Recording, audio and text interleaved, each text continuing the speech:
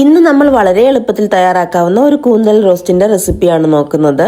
അതിനായി ഒരു പാത്രം വെച്ച് അതിലേക്ക് 2 ടേബിൾ സ്പൂണോളം എണ്ണ ഒഴിച്ചു കൊടുക്കാം. ഇനി അതിലേക്ക് ഒരു ചെറിയ കഷ്ണം ഇഞ്ചി നീളത്തിൽ അരിഞ്ഞതും 6 അല്ലി വെളുത്തുള്ളിയും 3 പച്ചമുളക് നീളത്തിൽ കീറിയതും കൂടി ചേർത്ത് കൊടുക്കാം. ഇനി ഇതിലേക്ക് ഒരു വലിയ സവോള നീളത്തിൽ അരിഞ്ഞതും 15 ചെറിയുള്ളി 2ആയിട്ട് കീറിയതും കൂടി ചേർത്ത് കൊടുക്കാം. 1/4 ടീസ്പൂൺ ഉപ്പും ഒരു തണ്ട് കറിവേപ്പിലയും കൂടി ചേർത്ത് നന്നായിട്ട് വഴറ്റിയെടുക്കാം. സവോള നന്നായിട്ട് വഴണ്ടു വന്നിട്ടുണ്ട്. ഇനി ഇതിലേക്ക് ഒരു മീഡിയം സൈസ് തക്കാളി നീളത്തിൽ അരിഞ്ഞത് കൂടി ചേർത്ത് കൊടുക്കുകയാണ്. എല്ലാം നന്നായിട്ട് വഴണ്ടു വന്നിട്ടുണ്ട്. ഇതിലേക്ക് ആവശ്യമായ പൊടികൾ കൂടി ചേർത്ത് കൊടുക്കാം. അതിനായിട്ട് 1/2 ടീസ്പൂൺ മഞ്ഞൾപ്പൊടി, 3/4 ടേബിൾ സ്പൂൺ മല്ലിപ്പൊടി, 1 ടേബിൾ സ്പൂൺ കാശ്മീരി മുളക് പൊടി, 1/2 ടീസ്പൂൺ ഗരം മസാല, 1/4 ടീസ്പൂൺ പെരിഞ്ജീരകം പൊടിച്ചത് എന്നിവ ചേർത്ത് കൊടുത്ത് നന്നായിട്ട് മിക്സ് ചെയ്തെടുക്കാം. ഇനി ഇതിലേക്ക് നമ്മൾ കഴുകി വൃത്തിയാക്കി വെച്ചിരിക്കുന്ന കൂന്തൽ കൂടി ചേർത്ത് കൊടുക്കുകയാണ്. ഇതൊരു 5 മിനിറ്റോളം മൂടി വെച്ച് കുക്ക് ചെയ്യാം.